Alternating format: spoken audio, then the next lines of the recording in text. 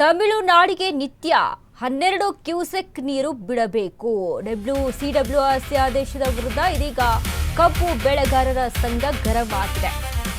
ತಮಿಳುನಾಡಿಗೆ ನಿತ್ಯ 12,000 ಕ್ಯೂಸೆಕ್ ನೀರು ಹರಿಸಲೇಬೇಕು ಅನ್ನುವಂಥ ಸಿಡಬ್ಲ್ಯೂಆರ್ಸಿ ಆದೇಶದ ವಿರುದ್ಧ ಕಬ್ಬು ಬೆಳೆಗಾರರ ಸಂಘ ಗರಂ. ಮೈಸೂರಿನ ಪಿಡಬ್ಲ್ಯೂಡಿ ಗೆಸ್ಟ್ ಹೌಸ್ ಮುಂಭಾಗ ಪ್ರೊಟೆಸ್ಟ್ ಅನ್ನ ಮಾಡ್ತಾ ಇದ್ದಾರೆ. ಕುರುಬೂರು ಶಾಂತಕುಮಾರ್ ನೇತೃತ್ವದಲ್ಲಿ ಪ್ರತಿಭಟನೆ. ತಮಿಳುನಾಡು ಸರ್ಕಾರದ ವಿರುದ್ಧ ಘೋಷಣೆ ಕೂಗಿ ಆಕ್ರೋಶವನ್ನು ವ್ಯಕ್ತಪಡಿಸ್ತಾ ಇದೆ. ನೀರನ್ನ ಹಿಡಿದಿಟ್ಟುಕೊಂಡಿಲ್ಲ, ಈಗಲೂ ನೀರು ಹರಿಯುತ್ತಿದೆ. ಪದೇ ಪದೇ ಸಿಡಬ್ಲ್ಯೂಆರ್ಸಿಯಿಂದ ಇಂತಹ ಆದೇಶ ಸರಿಯಲ್ಲ. ಮೇಕೆದಾಟು ನಿರ್ಮಾಣಕ್ಕೆ ಅವಕಾಶದ ಬಗ್ಗೆ ಯೋಚಿಸಿ. ಈ ಅಣೆಕಟ್ಟು ನಿರ್ಮಾಣವಾದರೆ ಹೆಚ್ಚುವರಿ ನೀರು ಸಂಗ್ರಹ ಆಗುತ್ತೆ. ಇಂಥ ಸಮಯದಲ್ಲಿ ತಮಿಳುನಾಡಿಗೂ ನೀರು ಬಿಡಬಹುದು. ಮೈಸೂರಿನಲ್ಲಿ ಕುರುಬೂರು ಶಾಂತಕುಮಾರ್ ಹೇಳಿಕೆಯನ್ನ ಕೊಟ್ಟಿದ್ದಾರೆ.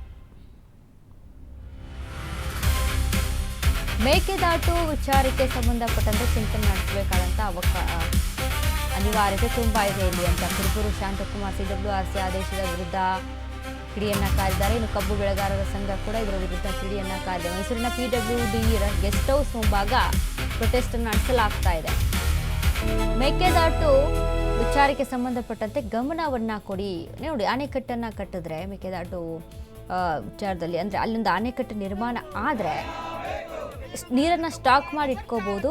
ತಮಿಳುನಾಡಿಗೂ ಕೂಡ ನೀರನ್ನು ಹರಿಸ್ಬೋದು. ಬಟ್ ಈಗ ಅಲ್ಲಿ ನೀರು ವ್ಯರ್ಥಾಗಿ ಹರಿದೋಗುತ್ತೆ. ಹೆಚ್ಚುವರಿ ನೀರು ಅಲ್ಲಿ ವ್ಯರ್ಥಾಗಿ ಹರಿದೋಗುತ್ತಲ್ಲ, ಅದು ನಿಲ್ಲುತ್ತೆ. ಅಲ್ಲಿ ಅದೇ ನೀರನ್ನು ಸ್ಟಾಕ್ ಮಾಡಿ ಇಟ್ಕೊಂಡು ತಮಿಳುನಾಡಿಗೂ ಕೂಡ ಹರಿಸಿದ ನೀರು ಬೇಕು ಅಂತ ಅಂದ್ರೆ ಬಟ್ ತಮಿಳುನಾಡು ಏನು ಹೇಳುತ್ತೆ ಅಂತ ಅಂದ್ರೆ ಅಣೆಕಟ್ಟು ಕಟ್ಟಿದ್ರೆ ತಮಿಳುನಾಡಿಗೆ ಹೆಚ್ಚುವರಿ ನೀರು ಸಿಗೋದಿಲ್ಲ, ಕಡಿಮೆ ಆಗುತ್ತೆ, ನೀರಿನ ಹರಿವು ಕಡಿಮೆ ಆಗುತ್ತೆ. ಸೊ ಹೀಗಾಗಿ ತಮಿಳುನಾಡಿಗೆ ಇದು ಮೇಕೆದಾಟಿಗೆ ಅಣೆಕಟ್ಟು ಕಟ್ಟೋದು ಬೇಡ ಅನ್ನುವಂಥದ್ದು ತಮಿಳುನಾಡಿನ ವಾದ. ಇದೀಗ ಶಾಂತಕುಮಾರ್ ಹೇಳ್ತಾ ಇರುವಂಥದ್ದು ಇದ್ರ ಬಗ್ಗೆ ಚಿಂತನೆ.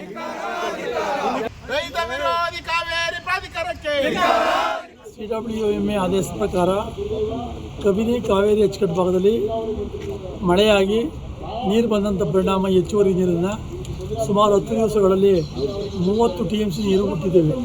ಅವ್ರು ಕೊಟ್ಟಿದ್ದದ್ದು 3.5 TMC. ನಾವು 30 TMC ಬಿಟ್ಟಿದ್ದೇವೆ.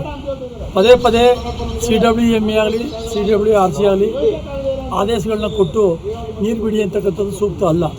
ಮಳೆ ಬಂದಾಗ ನಾವು ನೀರಿಟ್ಕೊಳ್ಳಿಕ್ಕೆ ಆಗಲ್ಲ, ಜಲಾಶಯ ಭರ್ತಿ ಆದಾಗ ನೀರಿಟ್ಕೊಳ್ಳಿಕ್ಕೆ ಆಗಲ್ಲ. ಅದ್ರ ಬದಲು ಮೇಕೆದಾಟು ಜಲಾಶಯ ನಿರ್ಮಾಣ ಮಾಡಲಿಕ್ಕೆ ಅವಕಾಶ ಮಾಡಿಕೊಟ್ಟು ಆ ಹೆಚ್ಚುವರಿ ನೀರನ್ನು ಸಂಗ್ರಹ ಮಾಡ್ಕೊಂಡ್ರೆ ತಮಿಳುನಾಡು ಮತ್ತು ಕರ್ನಾಟಕ ಎರಡಕ್ಕೂ ಅನುಕೂಲ ಆಗ್ತದೆ. ಈ ದಿಕ್ಕಿನಲ್ಲಿ ಅವರು ಆದೇಶ ಕೊಟ್ಟರೆ ಸೂಕ್ತ. ಯಾಕೆಂದರೆ ಪದೇ ಪದೇ ಆದೇಶ ಕೊಟ್ಟು ನೀರು ಬಿಡಿ ಅಂದರೆ ನಮ್ಮ ರೈತರೆಲ್ಲ ಬಲಿ ಕೊಡೋಕ್ಕಾಗ್ದ. ಈಗಾಗಲೇ 1 ವಾರದಿಂದ ತಮಿಳುನಾಡು ನೀರು ಬಿಟ್ಟರೆ ನಮ್ಮ ಜಲಾಶಯ ವ್ಯಾಪ್ತಿ ಇರತಕ್ಕಂಥ ಅಚ್ಚುಕಟ್ಟು ನಾಲೆಗಳಿಗೆ ನೀರೇ ಬಿಟ್ಟಿಲ್ಲ. ಈಗಲೂ ಕೂಡ ಒತ್ತಾಯ ಮಾಡ್ತಾಯಿದ್ದೀವಿ, ನಾಲೆಗಳಿಗೆ ನೀರು ಬಿಡಿ, ವ್ಯವಸಾಯ ಚಟುವಟಿಕೆ ಮಾಡಲಿಕ್ಕೆ ಅವಕಾಶ ಮಾಡಿಕೊಡಿ ಕೇಳ್ತಾಯಿದ್ದೀವಿ. ತಕ್ಷಣ ರಾಜ್ಯ ಸರ್ಕಾರ ಎಚ್ಚೆತ್ತುಕೊಂಡು ಎಲ್ಲ ಚಾನಲ್ಗಳಿಗೆ ನೀರನ್ನು ಬಿಡುವಂಥ ಕೆಲಸ ಮಾಡಬೇಕಾಗ್ತದೆ. ಇವತ್ತು ಕೂಡ ಕಬಿನಿ ಮತ್ತು ಕಾವೇರಿ ಅಚ್ಚುಕಟ್ಟು ಭಾಗದಿಂದ 1 TMC ನೀರನ್ನು ತಮಿಳುನಾಡು ಬಿಟ್ಟಿದ್ದಾರೆ. ಸುಮಾರು 15,000 ಕ್ಯೂಸಸ್ ಹೋಗ್ತಾ ಇದೆ, ನಿತ್ಯ ಹೋಗ್ತಾ ಇದೆ. ಅವರೇನು ಸಿಡಬ್ಲ್ಯೂಎಂಎ ಅವರು ಆದೇಶ ಮಾಡಬೇಕಾಗಿಲ್ಲ. ಮಳೆ ಚೆನ್ನಾಗಿ ಬಂದರೆ ನಾವೇ ಬಿಡ್ತೀವಿ. ಆದರೆ ಇವರು ಆದೇಶ ಮಾಡ್ತಕ್ಕಂಥದ್ದು ಯಾತಕ್ಕೆ ಅಂದರೆ